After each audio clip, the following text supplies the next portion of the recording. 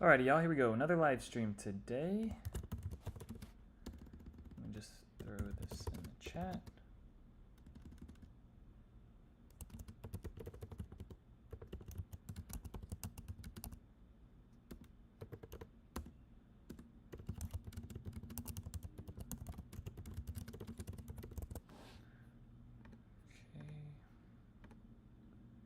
Let me pin that message. All right.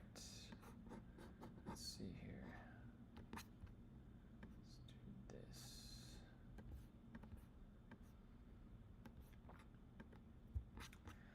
All right, we'll get started here in about 5 minutes like usual. Sorry last week I wasn't able to get on. I had a meeting, buyer walkthrough or like a home orientation, so I wasn't able. By the time I got home, it was like 7 o'clock, and I was like, should I get on? Should I not? And I was like, I ended up not getting on, so my bad for that. But we are here today, and gonna wait for some people to get on. I don't really know what we're gonna start and talk about, but I'll just jump to my comment section on YouTube to maybe address any questions that have come in over the past couple weeks. Let's see here, comments. Okay, let's see if there's anything that's been previously commented on the YouTube channel that maybe I could talk with you guys.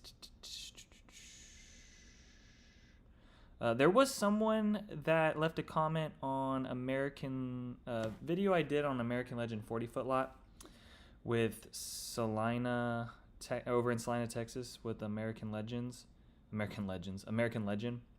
And they said, isn't the market down? In Salina. Inventory's up. So simple economics of things, like inventory's up, home prices are going down off the list prices that I'm finding. But then again, I mean, ever since like last fall, I haven't done a deal so far where the buyer has paid for over asking. So, I mean, in that sense, it's kind of been down. However, the median price of homes is still staying up. So even though the amount of homes on the market, the inventory has gone up, whatever the houses are actually selling for are still kind of in par or more than what was last year. So the value of the homes are still staying there, but there are markets going down here and there with prices, but in general, I would say we're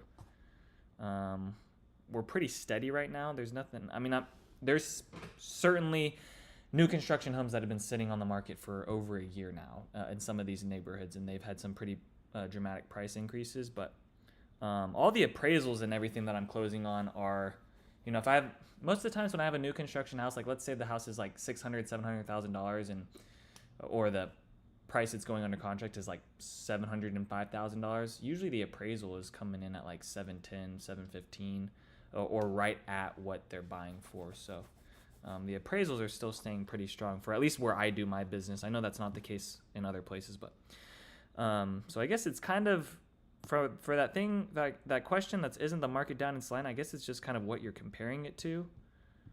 That's all they kind of left, but I guess I can kind of address that. Someone else said, this was an interesting one that came in 4 hours ago.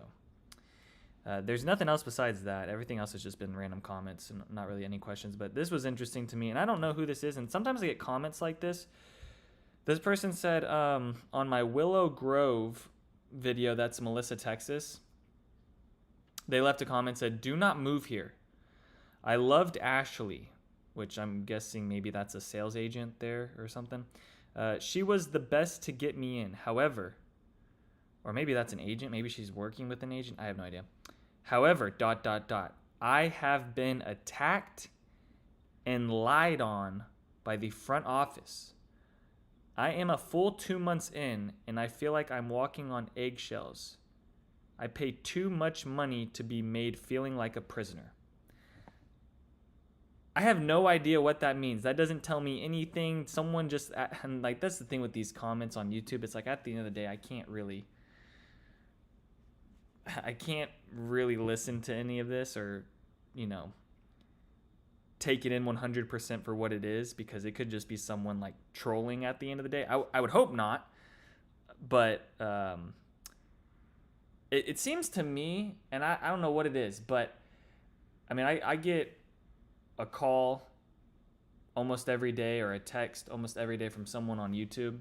And sometimes it's people that, you know, they just started their home search, and then sometimes I get people coming in that have been under contract, they're building out their house, they're doing something. And it seems like to me the people who are running into problems during their builds, and maybe I've talked about this before on my live stream, I'll ask them, you know, are you working with an agent? And I almost feel 10 times out of 10, whoever's having a problem with whatever contract they're in or whatever their build job is, they don't have an agent. So that's just interesting to me. So I know there's plenty of people out there that aren't going to use an agent. You don't have to at the end of the day, but it is kind of weird coincidence that the people that come in and ask me questions are the ones that are having the most problems that aren't working with an agent, which is just interesting. I had another person ask me, ooh, this was a good one. Someone asked me about Sprite Ranch, however you want to say it, over there in Little Elm with Century on American Development Group. They said, and this is like First Texas Homes, D.R. Horton, I can't even remember the other builders in there because I don't even care. No, I care, guys. It's just those builders I'm not like the biggest fan of. They said, who is the better of these builders? And I replied with that emoji face. That's like the one where it's like, you know, the one where it's like smiling, but it's got like clenched teeth, you know, like, because I really don't want to answer that, because I feel at that point you're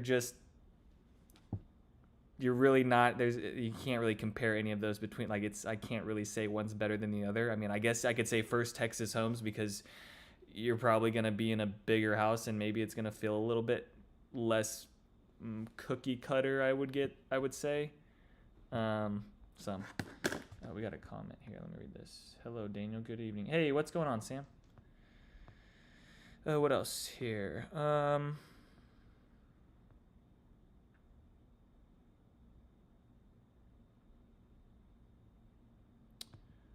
don't think. Oh yeah, Sam, you left a comment on one of the videos about the sliding doors. Here's my thing with sliding doors. Unless you have an epic view, meaning a big backyard, you know, a view out the backyard window where you can see things, right? At that point, I'm like, okay, it'd be pretty cool to add a sliding glass door. But for me, for 15 grand, 20 grand, what they're quoting these sliding glass doors at with these builders, I don't know. I'm kind of more like, I'd rather put 15 or 10K back into the floors and things like that. Because I can tell you right now, I've been in situations where a family will walk into a house and they won't buy that house because of the flooring. You know, it's got too much carpet, or the flooring's, you know, cheap vinyl and it's messing up and whatever. But I've never run into a situation where someone's walked in and been like, oh, this house doesn't have a sliding glass door, or this house does have a sliding glass patio door. I got to buy this. It's really not usually a make or break thing. So like for me, I don't really see the full value as in resale for a sliding glass for how expensive. Now, if it was like $5 grand to do that, okay, cool. But I mean, $15,000, $20,000 can, you know, pay for hardwood stairs up the, or hardwood floors up the staircase, pay for hardwood if you're doing a first floor, like all through out each room, hardwood floors. Maybe besides the secondary bedrooms, you know, that could be 20 grand for not the highest level wood, but you know, still something that would look really nice within the house. So I don't know. I sometimes I think that money's better spent somewhere else. Now I do understand it with the people that. And here's the other thing to think about with the sliding glass patio door. It's like, if you really care about natural light, you're probably more in favor of that sliding glass door, because with that sliding glass door, there's going to be a covered patio, and that covered patio is more likely to knock out a bunch of natural light into that living room. So if you want to try to bring in more natural light and make that space feel more open, and that's what you really care about, then yeah, the sliding glass patio door is probably going to be something that you do like, or you do really consider. But in terms of it affecting like your resale and the value of that and things, I don't know. I've talked to a lot of families about it, and some of them like it, and they turn that patio outside area into like another, you know, room per se, with like one of those shade covers that comes down. It's automatic, and you know, makes that into another little space. But also I have some people I've heard that are like, I wish I never did this. I spent way too much money to just use this 2 times out of the whole year. And I have run into situations where I will go walk a build, like, and this is really annoying. Okay, I think this is really dumb to do, but I've seen it, especially like on Inventory Home with, you know, Brit Homes over in Star Trail. I walked that home. That was that 1 story, and I went to the the dining and the kitchen and the living were all kind of like right there in like a corner L shape, and there was no actual back door to open and close. It was just a huge sliding glass door, which to me is kind of annoying because like I don't want to have to like unlock, open the sliding glass door and close it. Like I just would rather have an easy door, you know, to open and close. It just didn't make sense to me that they just had a sliding glass door. They didn't add another door to the back patio. That just seemed a little dumb to me. Sam says, I was more worried about winds taking out sliding glass doors. Well, I can tell you right now, Sam, if a wind's taking out a sliding door, it's probably a tornado. So I think you're going to have bigger problems than the sliding glass door being taken out. I think at that point your whole house might be taken out, because they're in there. I mean, they're solid. So there's probably a lot more damage happening to the house. I've never OMG, okay. Yeah, I don't think it'd be a problem. Yeah, because I mean, what I could see being a problem is if you had sliding glass door and you didn't have a covered patio and it was just out in the open, and it could get hail damage.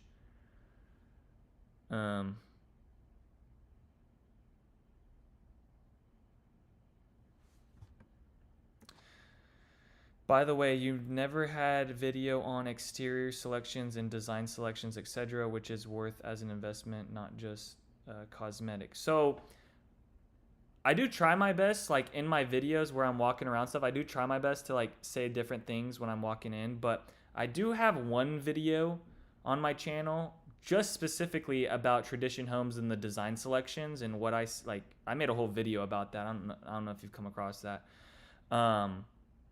But these are good ideas. I actually like these ideas. It's just that the design selections, like, one, if you go into the builder and you ask for the design selections, they're usually not wanting to send them, like the packet of it, unless you have a contract getting worked out.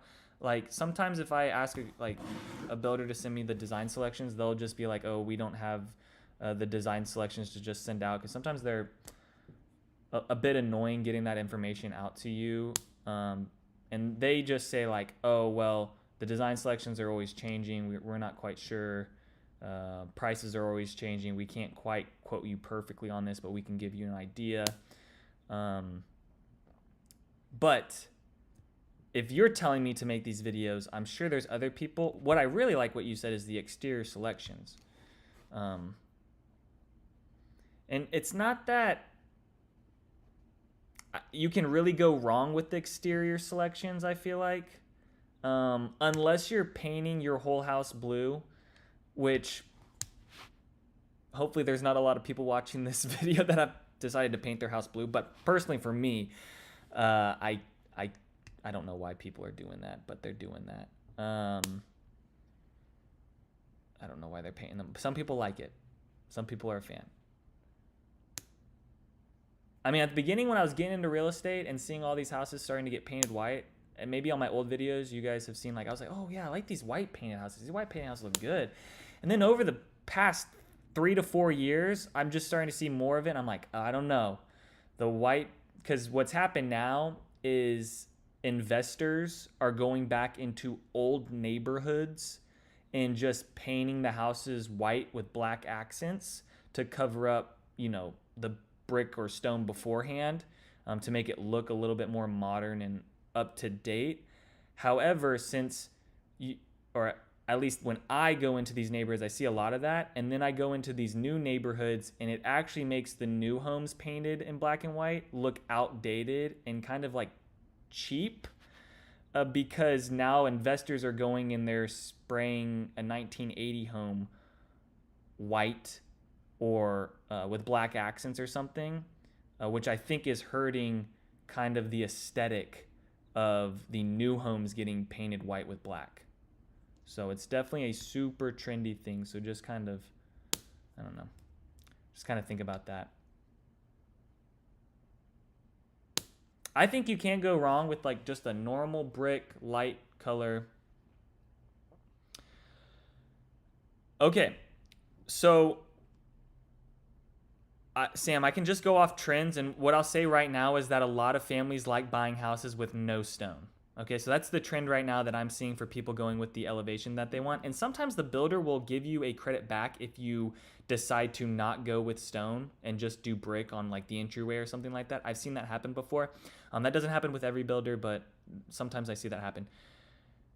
The selections you pick on the exterior, I don't really think you can go too wrong as long as you pick a brick that isn't too jarring. I went into one neighborhood, I think it was Annatown Crossing, and I don't know the builder that was on it, but it was a house in there, and there's this like brick color that's like purple and dark, and it just looked terrible. So I think if you're just going with something like simple, timeless, I think that's your best bet at the end of the day.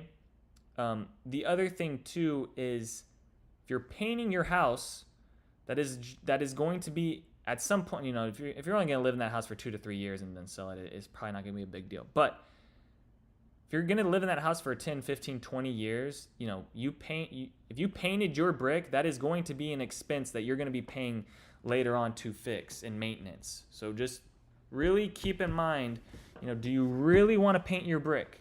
Because I'll tell you what, it looks great at the beginning when you first move into the house, but man, I've gone into some of these neighborhoods now, and some of these neighborhoods are still building out new construction. It's just that some of the houses are now 6 to 8 years old, and they had the painted brick, and there's just some areas of the house that are all chipped up, and you can see the underlying red brick that was beforehand. And I've actually had one buyer not go with the house because they walked up to it and they didn't like the look of it. So these are just things I let you know, and you make your decisions on how you want to go about it. But this is just what I see. Did I have any other questions? No. It looks like Sam's the only one that wants to talk today, so thank God he's here, else I would just be I'd just be losing it. Anyone else? Hi, can you please rate Union Park Tri-Point Homes? Okay. So, I'm trying to get my words around this, right? Because at the end of the day, like I don't know the deals I'm going to be doing. I mean, I'll tell you right now, like if you call me about DR Horton, I'm just going to be like, I'm not really the agent for you. But there's these other builders that are still kind of in line with the feel of maybe a DR Horton or something that's a lot more basic with less options, just, and that's just a different type of buyer and a different price range, and that's all right, whatever. Tri-Point Homes, okay, they're very, very simple with stuff. Now you can do the design center, you can upgrade things and whatever the case is, but I'm just saying when I walk into these inventory homes and I see what's selected, things do feel on the less, bolted inside, little looser here and there, a little lighter. and that's reflected back in the prices, right? So in Union Park right now, you can buy a Tri-Point home at $500,000, or you could buy an American Legend home at $800,000, right? There's like a $200,000 difference between the two. However, within the American Legend home, you're gonna feel really good within that, and it could be a little bit less. I might be over exaggerating the $200,000, but it also depends on lot sizes, right? Tri-Point is building 40s, 50s, and 60s within there, so they're gonna have a different range of things too. I think a Tri-Point 40-foot lot is not a bad option. I'm not the biggest fan of 40-foot lots, but it is within a certain price point and budget, and gets you within a neighborhood that's really cool. So, and I think I've said this before, like when it comes to these builders that are a little bit priced cheaper with their stuff, and there's reasons for that, right? With just what they're using within there and whatnot, and what the selections are. But at least it's a really cool neighborhood. So that's what I'll say. Like, it is Tri-Point homes, but at least it's within Union Park. That's a really cool neighborhood, really cool stuff within it. Like it's definitely one of the best communities in terms of like community feel, and kind of just everyone kind of, not everyone's going to know each other, but there is more sense of community within that neighborhood, I find, than a lot of other neighborhoods. Even if they're master plan, even if they have like a lifestyle director, that one's really, I mean, I think they won the 2024 or 2023 award for like best lifestyle fun event stuff that they were doing within the community. However, if you're telling me Tri-Point homes, you're looking at that 550 mark, or I'm guessing you're in a budget of 500K if you're looking at Tri-Point homes within that range. I'm like, well, why don't you go up to Salina, up to some of those neighborhoods up there, and you could get a David Weekley in the parks at Wilson Creek for a little bit more money. It's a little bit further north, and I understand you're probably looking at Union Park because it's closer to Frisco in some of these areas, but, man, when they build out, the thing with the homes getting built over in Salina, they're on that far north side, there's more things that are going to come into that area that are going to bring value, meaning like the Dallas North Tollway, Preston Road is going to get built out. There's going to be a bunch of commercial developments around there. All that stuff's downtown Salina is going to build out. There's a lot of things to look forward to. Meanwhile, over at Union Park, it already is what it is, So those prices, everything's kind of priced into it. They're not going to bring any more high schools. They're not going to bring any more elementary schools, no more middle schools around that area. The highway system is expanding, but it's already there, right? It's not something like a Dallas North Toy that's all of a sudden going to get put through. So if you're looking at Tri-Point homes in that budget, I would say go up north a bit more to Salina. Pick those areas. I know it's a bit further, but within the next 5 to 10 years, you're going to have the Dallas North Toy running through there, and you'll be able to travel just as fast down into Frisco than living over at Union Park. So, and I mean, if you're even looking at Union Park over there, like, why not jump to Sambrook Ranch and go with some of the builders over there? Like, I'd rather do that over on that side.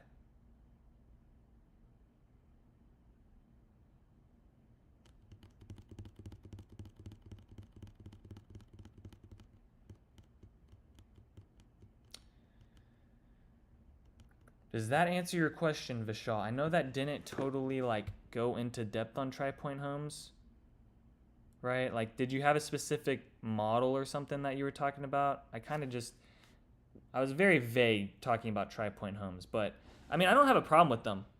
Like, I'll do business with them, or I'll work with clients that do business with them, but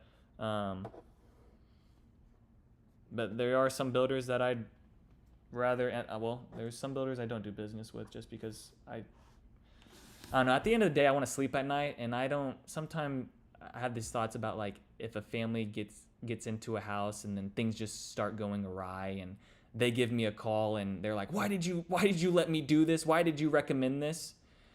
And I feel like some of those lower end builders on some of those other areas around there, I'm kind of just, sometimes. And you know what? The funny thing is that most of the times the people calling me about a D.R. Horton home or a Syntex home or something that's or a Lennar home, they don't even really want to use an agent to begin with. I find. So it's just kind of interesting to me. I don't know. And I also don't make a bunch of videos about those builders, but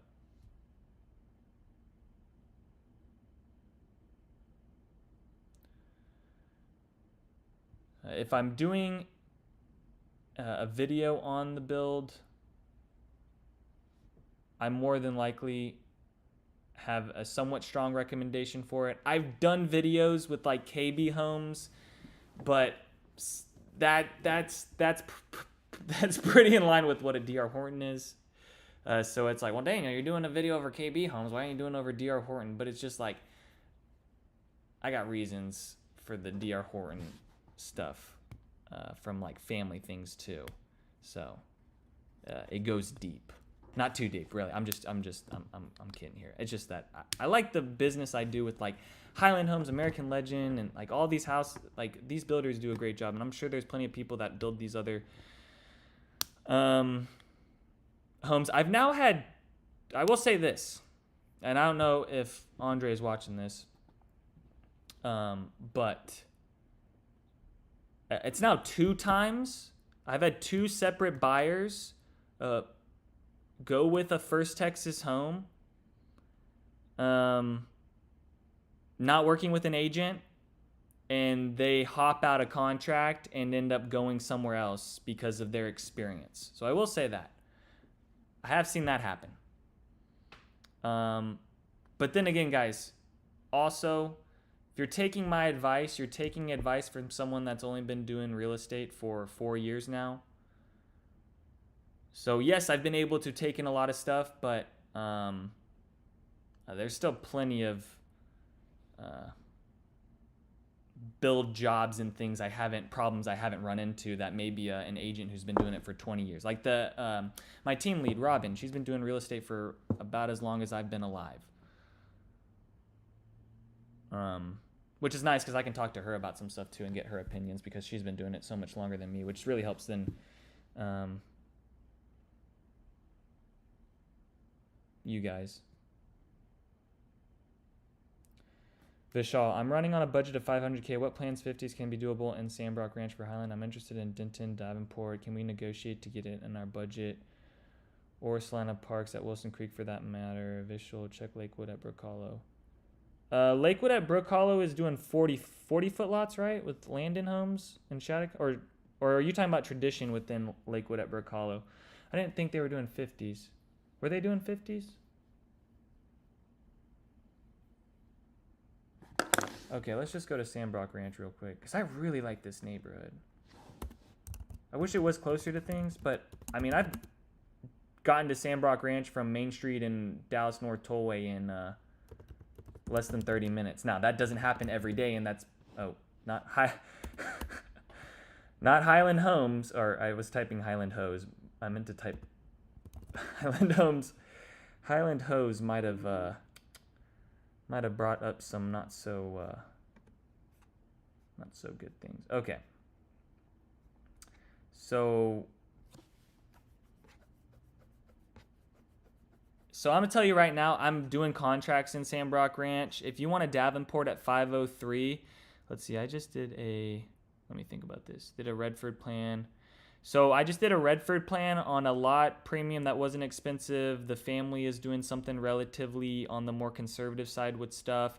And they still are spending another $100K on top of this base price. So if you're looking at a Davenport at 503, you're probably going to be more in that, I mean, at best, maybe high 500 range. They're quick move-ins right now. Yeah, so perfect. Yeah, exactly what I was saying. See? I might just know what I'm talking about. Maybe not. Maybe I have no clue. Sometimes I think to myself, do I have any idea what I'm talking about?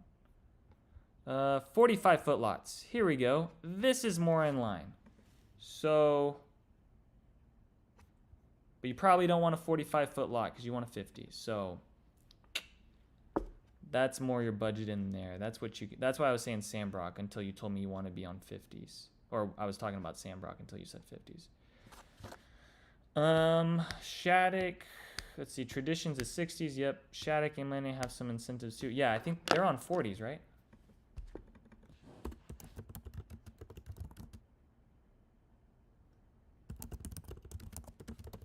I was about to do a video over this neighborhood again to talk about this.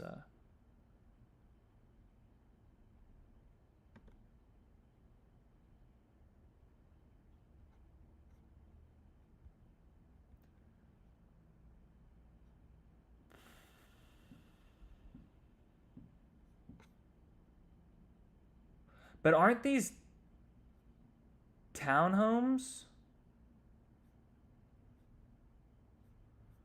within that neighborhood too over there? Oh, I guess it's the Dominion at Brook Hollow. My bad.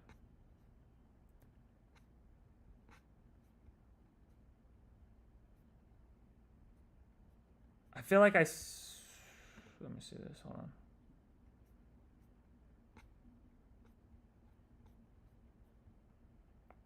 Okay, yeah, see, I think this is where it's connected with the other home there. I don't like that. I don't like that. For the price of these homes at 630, why, like, just go buy a townhome. Go buy an actual townhome and save $250,000. Like, go buy a townhome in the Mosaic. I mean, the land and homes that attach themselves in the back and you share a wall with your garage. I believe that's how this is. Am I wrong? Someone tell me I'm wrong. I just looked at it. Because that's what they're doing over at Lexington Estates. And it's just like, I've had so many people that are like, I'm going to go to Land and Homes and I'm going to go buy that house at Lexington Parks. And then they go see that the homes are shared with a wall at the garage. And they're like, why? Why? Because the front makes it look like you're by yourself. But actually, you're not.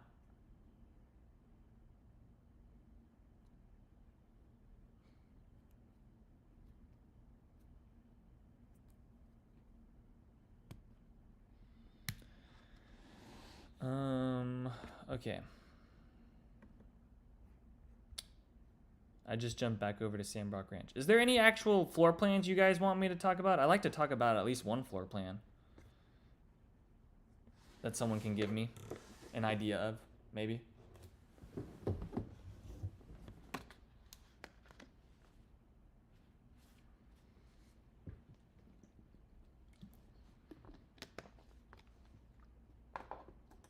Anyone got a floor plan they want to talk about?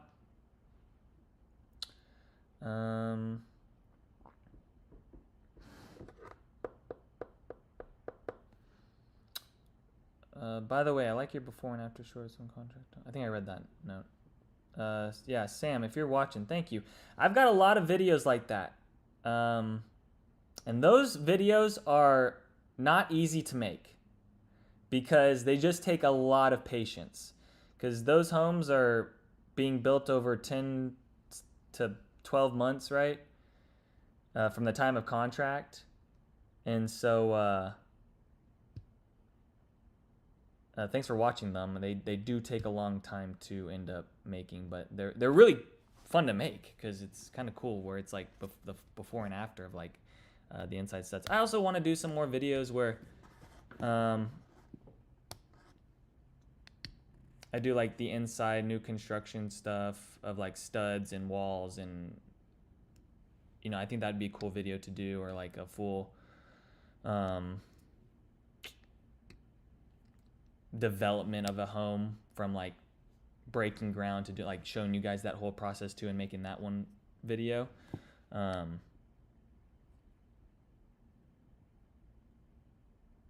So these are just some of the other ideas I have for the channel. But yeah, I figured I could make some like small YouTube shorts to do that. So they've been really fun to make.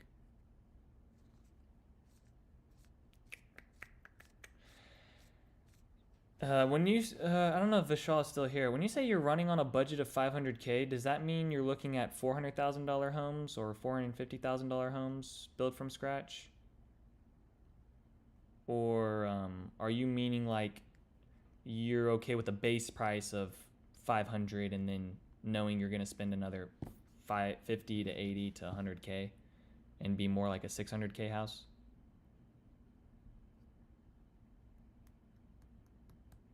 And that's the thing. That's how they get you. They get you on these base prices, you know?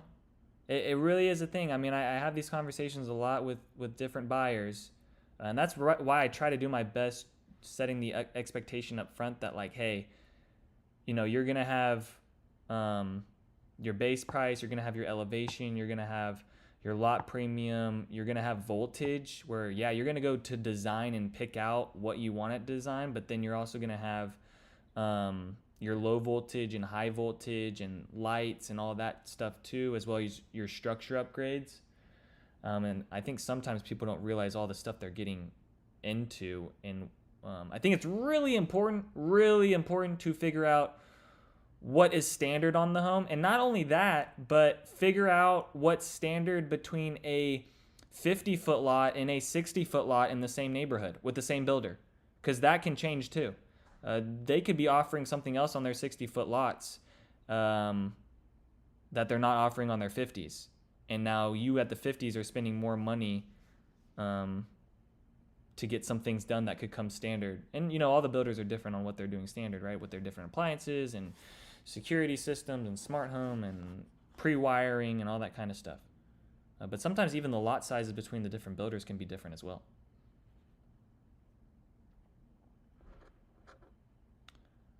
Base price of 500 and can do up to 560. Am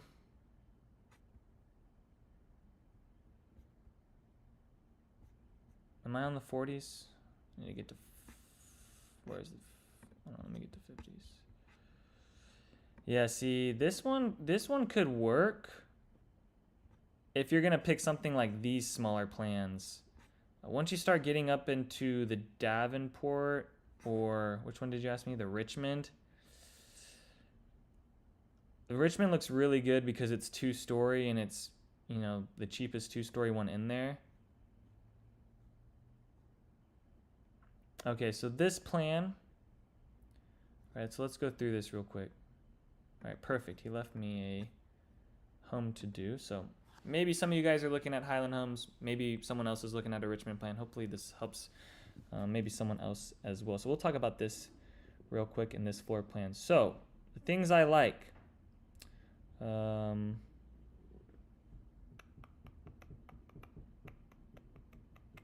The outdoor living is pretty small, and I'm sure you could extend it, but then at that point, it's like, why extend it when it's not going to be covered? So then not only are you going to have to then...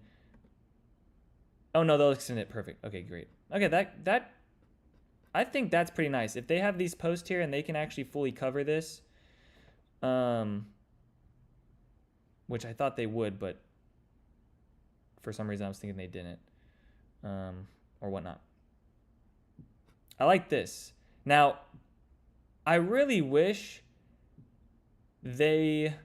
Okay, so you see this primary suite, and you see... I wish I had an arrow where you guys could see like what I'm pointing to right now. You can't. But I'm pointing to the corners on the left and the right side on the north side of that primary suite, right where that window is angled. I don't know why the builders don't just... instead of like having a corner there and then angling it, like why not just make that whole wall angled, right? Instead of making the, like instead of doing this here, I'll draw it up.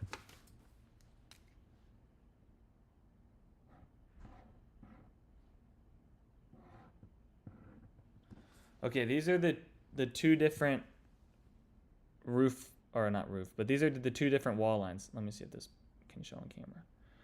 Okay, so you see how I drew one where it's just a slant on that corner? That's what I would ask the builder to see if they can do, because I walked through actually a home I'm closing on Friday. This is the only builder I've seen do this, which was sent, and I'm sure all the builders can do this, and maybe I'm not thinking quite straight. I mean, I walk into so many houses, but I felt like the Century Living Home, on how they did their primary bedroom, instead of taking it in a corner and then angling it, they just angled that whole wall, and it made it look way bigger. And I don't know why. And maybe it was just the visual of it, but I don't know why Highland doesn't do that. for just their upgrade standard. It's not standard because they're upgrade, but I mean, you could ask them to make that adjustment to make that opened up more. Now it's going to cost you money because they're probably going to charge you for the architect fee and the new engineering fee and all this other stuff because they just don't want to deal with it at the end of the day. But I don't know why they don't do that.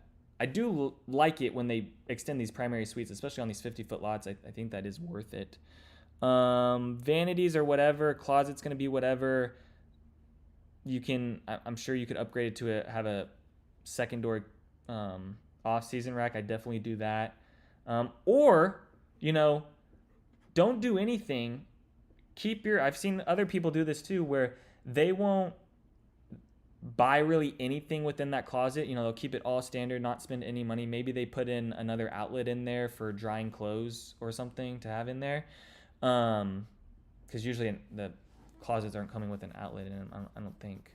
And like this all depends on the size lots you're getting, but where they don't do anything in the house, and then for the closet, and then later on they go in and they, you know, go to IKEA and they build out a whole closet, right?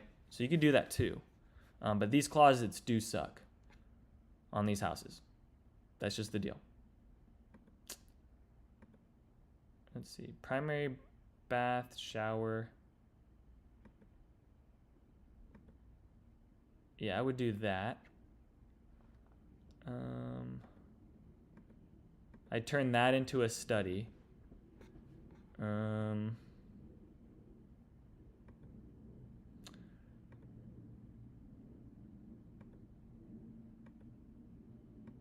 don't think you have to do the fireplace, but the fireplace is a nice touch. I'd rather have the fireplace in the center, meaning like don't even do this structure upgrade. I would just build out, have a contractor build out from the center and have the fireplace over on that side and just keep this whole corner more open.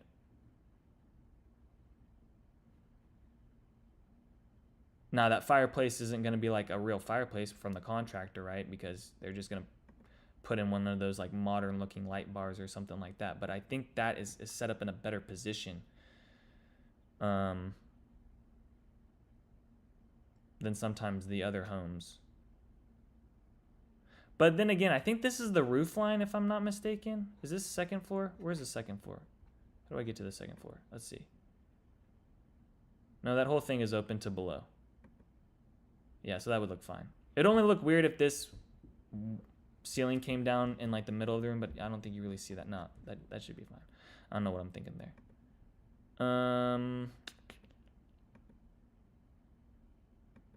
I don't think you really need to do another bathroom upstairs. I mean, one bathroom up there is fine. I don't think you really need to change that structure upgrade. But this is how I would do it. Which is probably going to cost, I mean, the study won't be really anything. You'll probably just have to pay for the doors on the study and maybe a floor outlet.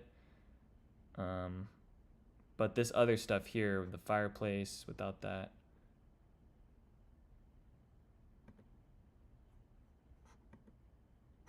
That could cost some money to extend all these things.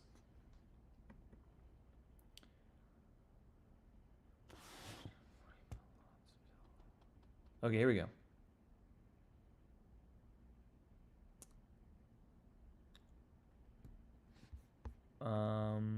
Sorry, I was reading a comment. Yes, I will do the Shadowcombs here in a second. So that's the Richmond plan. So I like this floor plan. It's laid out good. I mean, I like having the kitchen up against this wall here rather than some of the other plans. Like I think there's some other plans where they have the kitchen in the middle. I like the kitchen on the side rather than the middle, but I've had plenty of other people that choose to do the kitchen in the middle and have something set up on the other side for like the living room.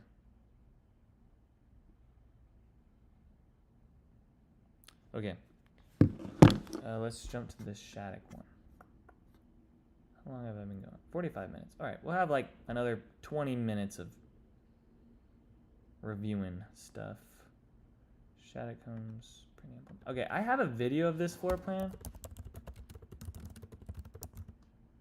on my channel under Frisco playlist, and I think it's like what $740,000 buys you in the Grove or something, and I tour the 40-foot lots over there, and I walk through a Brenham plan, and I just don't like how if I'm not mistaken, the master is on the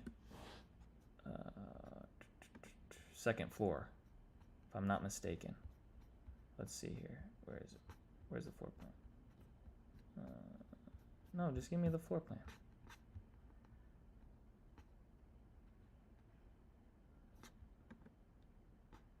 Oh, I get what you're saying. Brenham is the name of the subdivision.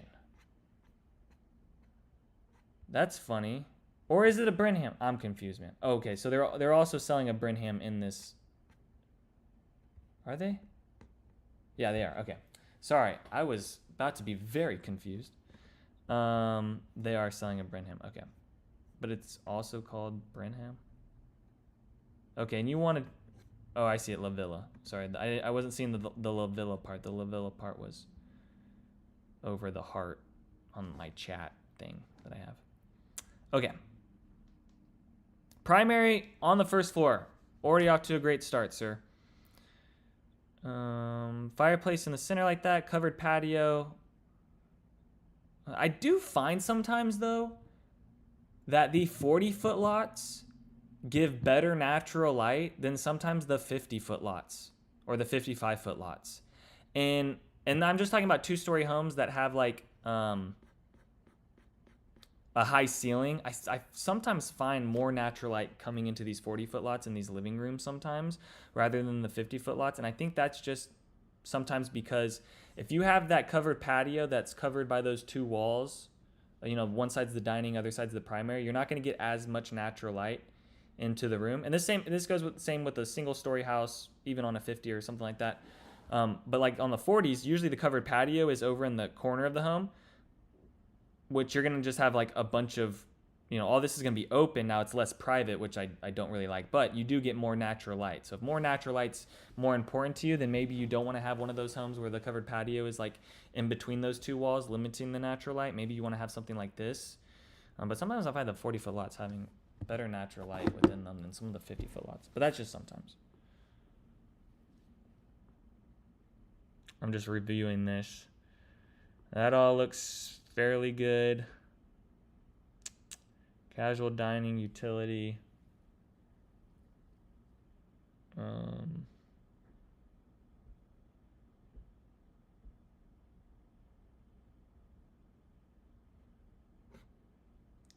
don't know. 2-story foyer.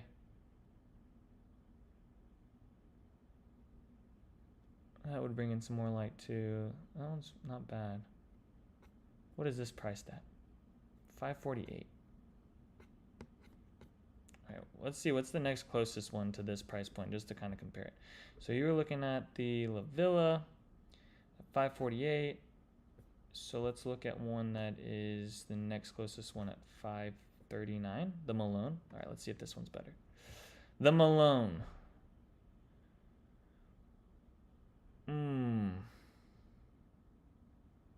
I don't know how much I like where the kitchen is here when you take like 3 steps into the house and you are straight into the kitchen. But then again, I do like the family room. But I think that other one was set up better with the family room on how it was, to be honest. I mean, at least the primary bedroom's on the bottom, but it's towards the... And here's the other thing to think about, like with this Malone plan, you know, unless you're in a home that's in the back of the neighborhood where not a bunch of cars are, this La Villa plan, you know, you're going to be in your primary bedroom and you're just going to hear cars driving by. Maybe not all the time, because if you, like I said, it depends on the lot, but if you had something at the like entrance of the neighborhood that was on something like this with the primary at the front, I don't know, I might become annoyed if I'm trying to sleep and all I hear is car. Now, I don't think you're gonna hear a bunch of cars. Like, it's not gonna be traffic, but I guess that's maybe one thing to think about. But I don't think that's a huge deal. I would say the utility on this one I like better.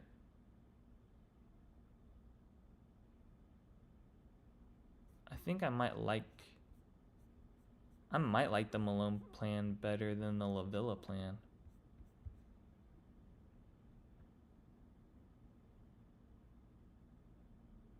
Nah. I think I like this La Villa kitchen and setup better. I mean, I think the utility room sucks, but that's okay. I don't think that's a huge deal.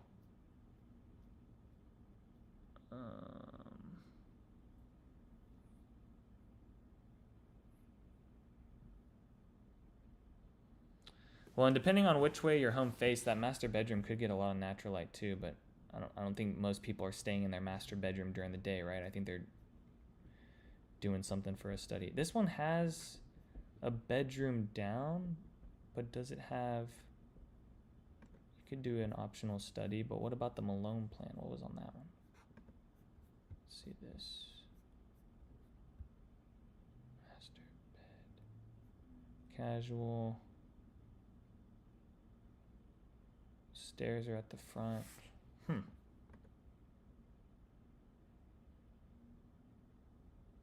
Yeah, each one kind of has its own selling point. I think those are both fine. What I don't like, I'll show you what I don't like. I don't like 573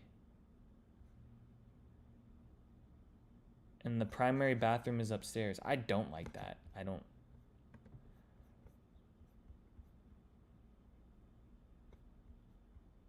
I mean, I don't think I've ever got a call from someone that said, I want the primary bedroom on the second floor. And especially for renters, like if you have a property and you want to lease something like this out, you know, you could be hurting your rental if you get a primary bedroom on the second floor. Because I've had a lot of situations with renters and they want, like, one of their main things is primary on the first floor.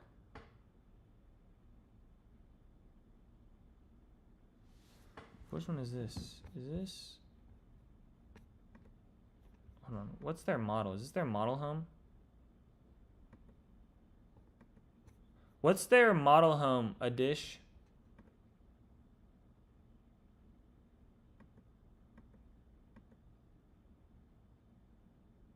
Is it the La Villa?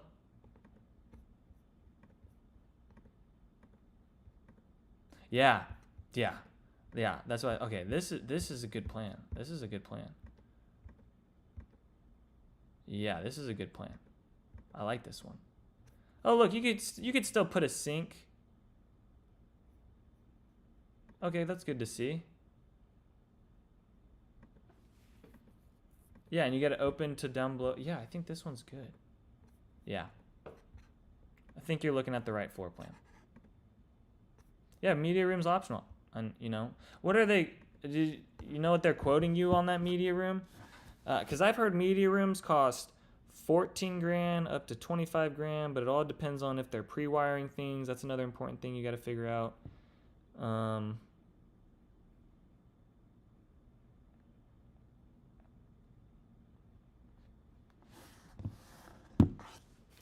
Yeah, media room's optional, but what's the structure upgrade on that? Because like I said, I've seen builders charge 14 to 25K. Yeah, around 14K. All right, that makes sense. Yep.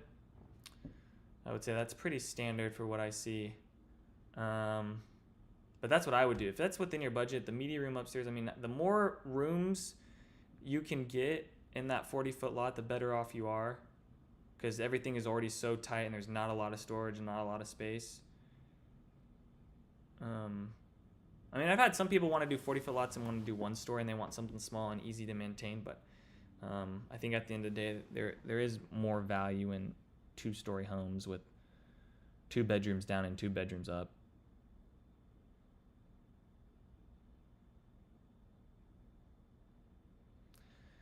Well, design center on the media room, like, I would expect you to probably do like outlet, I mean, it all depends on what's, you know, if you want to add extra outlets. So it all depends on,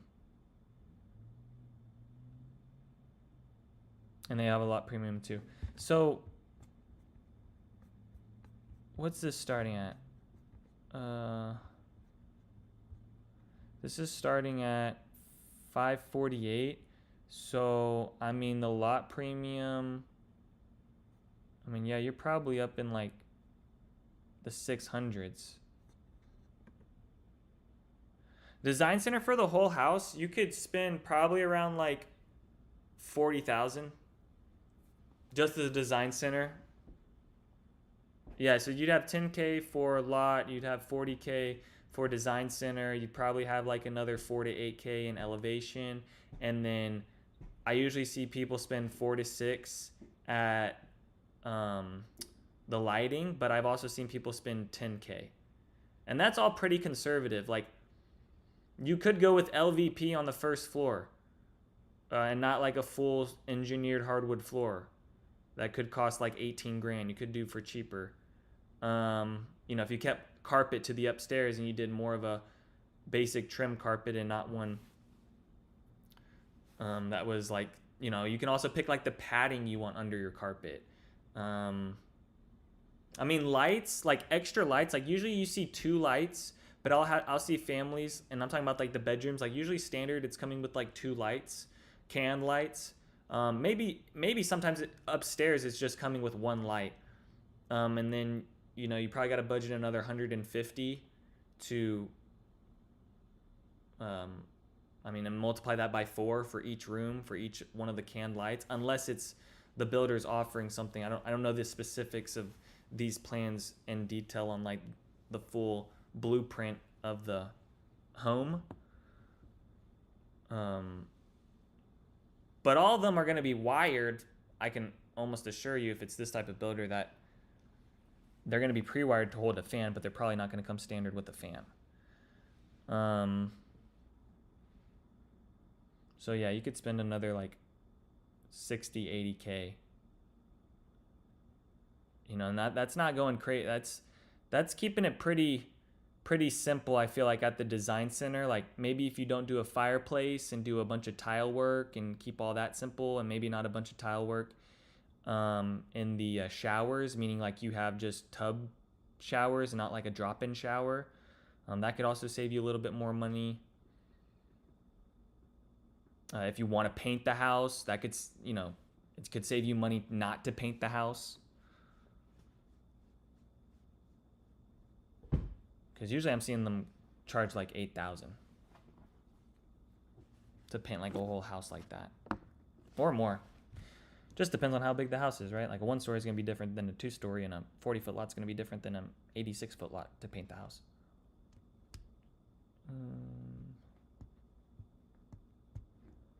All right, we're about to hit an hour. Does anyone else have questions? I only now have 1 person. I have no people viewing this now. Everyone has left. Everyone has dipped out. Well, in that case, if you're coming back to this video after it's been uploaded and you have questions, please send them down below in the chat, or I guess in the comment section now, and then I'll address them next. Hold on. Let's check the date. I have a home orientation next Wednesday, but that should be done at 3, 4. I should be able to get back by 4:30, so I should be able to do it on the 31st. So hopefully I will see you guys then. Thank you so much for watching. I will end the stream and see you guys later.